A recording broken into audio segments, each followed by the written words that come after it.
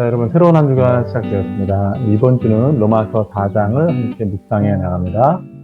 유대인들은 로마서의 지금까지의 말씀, 모두가 다 죄인이다. 우리들의 죄와 죄책의 문제를 옳게 수정하기 위해서는 하나님의 결정인 예수 그리스도만을 믿으라는 초대를 듣고 아마 화가 났을 것입니다. 말도 안 된다 하면서 사실은 그들이 전면에 생각하는 아브라함이 등장하게 되는 것이죠. 보세요. 빡! 이렇게. 아브라함이 어쩌길래 그러느냐. 유대인들이 항변을 합니다. 유대인의 조상 아브라함은 모든 면에서 완전했다. 그래서 그가 그렇게 의롭게 되었다. 우리 조상 다윗도 모든 면에서 완전했고, 그래서 그가 그렇게 멋진 왕이었다. 그래서 하나님이 그들을 존중해 주셨다는 것입니다. 모두가 다 죄인이 아니라는 것이죠. 그들은 의로움으로 하나님께 그들의 행동을 통해서 의로움을 받게 되었다라고 얘기합니다.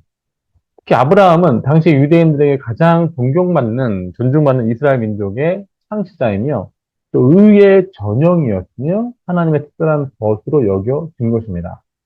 예수님 오시기 2세기 전에 기록된 외경, 주빌리도 당시의 사람들의 확고한 믿음에 따라 이렇게 기록하고 있는데요. 아브라함은 여호와와의 모든 관계에서 완전했으며 그의 일생에 걸친 의로서 은총을 얻었다. 당시 유대인들의 생각이 반영되어 있는 외경도 그렇게 증언하고 있는 것입니다. 그렇게 생각할 수 있는 대표적인 사건이 바로 이삭을 바친 순종의 사건입니다. 봐라, 아브라함이 순종하지 않았느냐, 즉 행위를 하지 않았느냐라고 말하는 것이죠. 아브라함에게 떠나라 명령할 때도 떠났고 이삭을 바치라 하니까 바치는 그 순종의 행위가 있지 않았느냐라고 묻는 것입니다. 이렇게 인간의 방법이 옳을 때에 하나님이 그 행위를 보고 인정하신다라고 말하는 것입니다.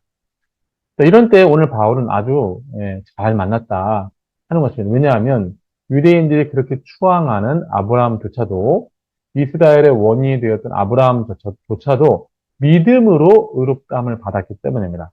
바울은 성경을 근거해서 오늘 그 얘기를 하고 있는 것이죠. 오늘 본문이 네 가지를 말하면서 그 얘기를 하나하나씩 얘기하는데요. 그때 아브라함은 행위, 할례, 율법을 통해서 의롭다함을 받지 않았다는 내용이고요. 맨 마지막 단락에서 믿음을 통해서 의롭다함을 받았다는 내용을 얘기해 줍니다. 먼저 행위로 의롭다함을 받은 것에 대해서 이제 바울은 반박하는데요. 2절하고 3절을 보시면 이렇게 되어 있습니다. 만일 아브라함의 행위로서 의롭다함을 받았으면 자랑할 것이 있으려니와 하나님 앞에서는 없느니라. 특히 3절에 성경이 무엇을 말하느냐면 바울이 직접 구약 성경을 인용하는 것을 볼 수 있는데요. 그 각주를 따라가면 창세기 15장 6절에 나와 있는 말씀이 나옵니다. 창세기 15장 6절에 이렇게 되어 있는데요. 아브라함이 여호와를 믿으니 여호와께서 이를 그의 의로 여기시고 창세기 15장 전후의 맥락을 보면 하나님께서 말씀하시죠. 아브라함에게 네 자손을 많게 해주고 복을 주시겠다고 하니까 아브라함이 지금 제게는 내 종 엘리에셀밖에 없습니다라고 얘기를 합니다. 그때 하나님이 그 사람이 아니라 아주 자세하게 네 몸에서 날 자가 내 상속자가 될 것이다라고 말을 해주시면서 하늘의 별을 보여주시면서 이런 민족이 될 것이라고 축복을 하시잖아요. 아브라함이 바로 그것을 믿은 거죠. 거기서 아브라함이 더 이상 자신을 향한 판단, 자신의 처지를 판단하지 않는다라는 것입니다. 자신의 그 나이 많음과 그 모든 것과는 상관없이 그렇게 이루실 하나님을 믿었다고요. 자기의 조건과 상관없이 하나님을 믿은 것입니다. 그것이 바로 아브라함의 의로움의 이유가 된 것이죠. 오늘 본문 4절에 이를 아무것도 안 한 아브라함이 의롭다함을 받은 것은 그의 행위가 아니라 하나님만을 바라보는 믿음이라고 말했습니다. 두 번째 이제 반론인데요. 할례를 통해서 옳다함을 받은 것이 아니다라고 하는 것이죠. 11절을 보시면 그 할례의 표를 받은 것은 무할례 시에 믿음으로 된 의를 인친 것이니 아브라함이 믿음으로 의롭다함을 받은 사건은 방금 우리가 읽은 창세기 15장에서 나오는데요. 그리고 나서 하나님이 창세기 15장에 아브라함과 언약을 맺으시고 그 다음 16장, 17장에 가면 비로소 아브라함의 나이 99세에 할례라는 것을 알려주신 것을 볼 수 있습니다. 15장이 먼저이고 17장이 나중에 나오는 거죠. 17장이 먼저입니다. 15장이 먼저입니다. 그러니까 아브라함이 의롭다함을 받은 것은 할례를 행했기 때문이 아니라는 것입니다. 믿음이 할례보다 먼저라는 것이죠. 세 번째 반박인데요. 사람이 율법을 통해서 의롭다는 것에 대한 내용입니다. 그것에 대한 반대적인 말씀이죠. 아브라함은 율법으로 의롭다함을 받지 않았습니다. 만약에 그렇다면 아브라함의 율법이라는 것을 직접 받아본 시대의 사람이어야만 합니다. 당연히 율법을 알아야 지키던가 이제 할 거 아닙니까? 하지만 하나님이 율법을 언제 주셨냐면 우리 아브라함이 믿음으로 의롭다함을 받은 지 430년이 지난 후에 주셨습니다. 출애굽 사건 이후에 주시게 된 거잖아요. 그러니까 아브라함뿐만 아니라 구약에 나오는 모든 족장들도 이 율법을 몰랐다는 것입니다. 그래서 오늘 사도 바울이 13절에 이렇게 논증을 펴는 것입니다. 아브라함이나 그 후손에게 세상의 상속자가 되리라고 하신 언약은 율법으로 말미암은 것이 아니요 오직 믿음의 의로 말미암은 것입니다. 아브라함이 하나님께 이런 약속을 받은 것이 무엇 때문이라고? 율법이 아니라 믿음의 의라고 분명하게 말하고 있는 것입니다.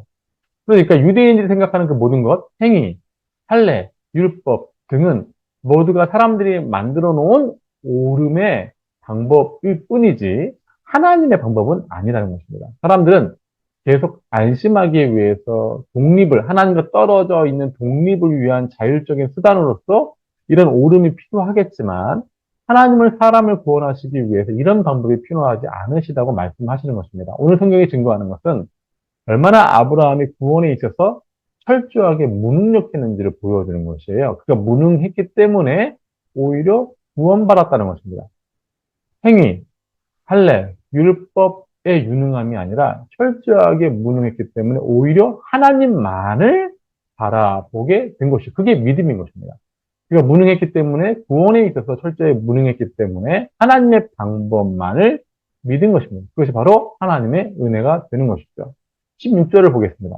이렇게 되어 있습니다. 그러므로 상속자가 되는 그것이 은혜에 속하기 위하여 믿음으로 되나니 분명히 은혜에 하나님의 능력이 있는 것이 사람의 어떤 행위의 내용에 있지 않습니다.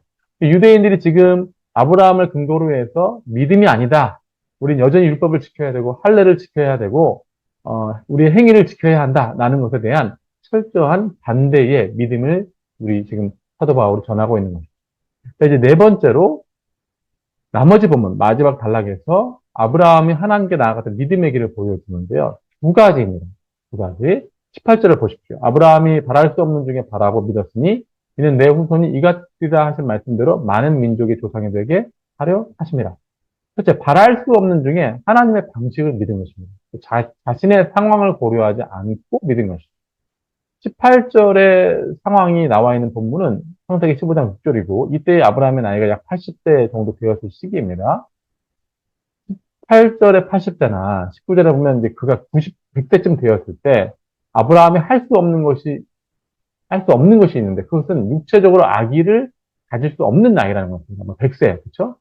100세 때 아기를 낳을 수 있다는 건 불가능하잖아요. 하지만 그는 하나님이 하신다면 그것을 하실 수 있다고 믿은 것이죠. 그러면 그가 왜 그걸 믿을 수 있었는가? 그가 하나님이 누구신지에 대한 정의를 분명히 가지고 있었기 때문입니다. 17절을 보세요. 기록된 바, 17절 보세요. 기록된 바 내가 너를 많은 민족의 조상으로 세웠다 하신 것 같으니 그가 믿은 바 하나님은 죽은 자를 살리시며 없는 것을 있는 것으로 부르시는 이신이라. 17절 끝에 이 내용, 그가 믿은 바 하나님은 죽은 자를 살리시며 없는 것을 있는 것으로 부르신 이신이라. 없는 것을 있는 것으로 부르시고 만드시는 일, 곧 창조를 말하는 것입니다. 그래서 하나님이 누구신지에 대한 믿음 가운데 불가능을 가능케 하시는 하나님의 창조의 모습을 바라보고 있는 것입니다. 믿음의 본질은 내가 잘 믿은 것이 아닙니다. 믿음의 대상에 대한 신뢰가 있는 것입니다. 19절에 보면 아브라함도 죽은 것 같고 사라도 죽은 것 같은 데서 새로운 생명을 탄생케 할 수 있는 분은 누구이십니까? 오직 창조주만 가능한 것이죠. 그리고 아브라함은 창조주 하나님을 믿은 것입니다. 바랄 수 없는 중에 바랄 수 있는 이유는 하나님은 창조하시는 분이시고 개념조차도 없는 것을 있는 것으로 세우시는 분이기 때문이죠. 그래서 우리에게 구원도 바라볼 수 있게 되는 것입니다. 자, 이제 두 번째 우리가 믿음을 나아갈 수 있는 근거가 있는데요. 두 번째는 아브라함은 그 대상이신 하나님을 믿으니 자연스럽게 나의 방법이 아닌 하나님의 방법을 믿고 확신했다는 것입니다. 여기서 알아야 할 것이 있는데요. 믿고 확신한다는 말에는 이 믿음의 의심이 완벽히 없다는 말이 아닙니다. 실제로 우리는 믿어도 의심을 합니다. 그렇죠? 여기서 의심을 한다고 해서 하나님을 막 부인하고 없다고 하고 뭐 그런 것이 아니라 하나님이 일하시는 방법에 대해서 우리가 의심을 해요. 하나님을 의심하는 것이 아니라 하나님의 방법을 의심하는 것이죠. 아브라함이 그 예를 잘 보여줍니다. 아브라함의 믿음도 중간에 하나님의 약속을 이루시는 방법을 많이 의심했던 믿음이에요. 하지만 결국에는 하나님이 하나님의 방법으로 모든 것을 이루신다는 것을 끝까지 확신하는 것이죠. 믿음이 없이 하나님의 약속을 의심하지 않고 믿음으로 견고하여져서 하나님께 영광을 돌리며 약속하신 그것을 또한 능히 이루실 줄을 확신하였으니 그러므로 그것이 그에게 의로 여겨졌느니라.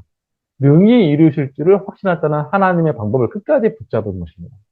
이처럼 믿음의 본질은 대상이신 하나님을 신뢰하며 그 하나님이 하시는 모든 방법까지 신뢰하는 것입니다.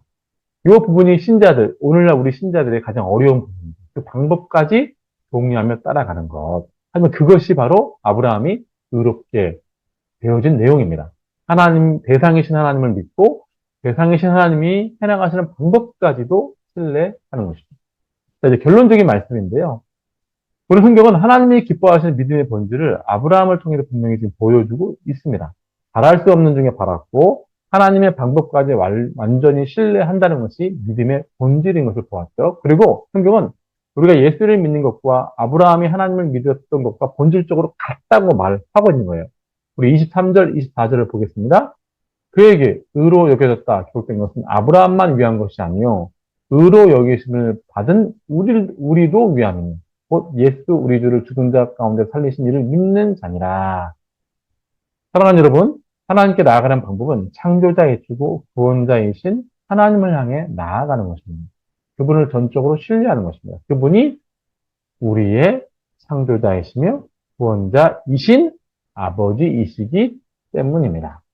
자, 이로써 오늘 사도 바울은 지금 유대인들이 가지고 있는 모든 반박할 만한 이유들을 다 하나씩 말씀에 근거하여서 그것이 아님을 얘기해주고 있고 오직 믿음을 통해서 아브라함조차도 다윗조차도 하나님께 나아갔던 그 얘기를 전하면서 오늘날 우리에게 믿음이 무엇인지를 도전하고 있는 것입니다.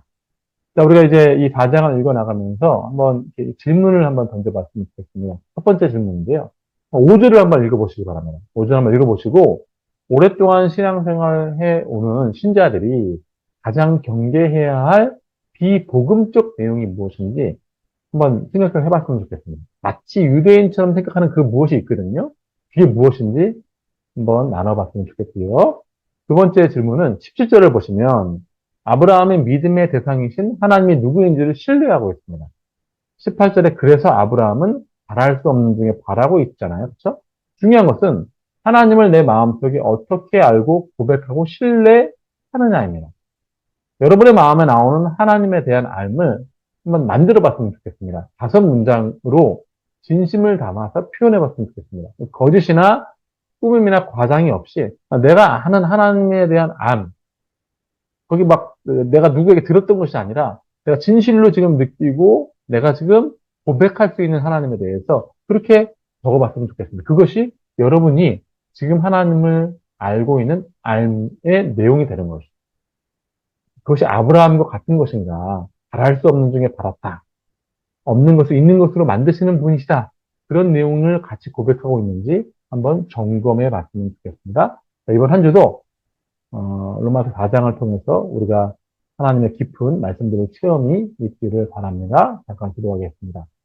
주님, 로마서 4장 말씀을 읽어나갈 때에 은혜의 해를 조명하여 주셔서 성령께서 깨닫게 하시는 은혜대로 우리가 말씀을 따라갈 수 있도록 도와주시옵소서. 자의적이고 나 혼자만의 판단이 아니라 성령께서 복음을 깨닫게 하시는 내용으로서 우리를 주장하여 주시옵소서. 예수님의 이름으로 감사하며 기도드리옵나이다. 아멘. 자, 모두 한 주간 화이팅입니다. 화이팅!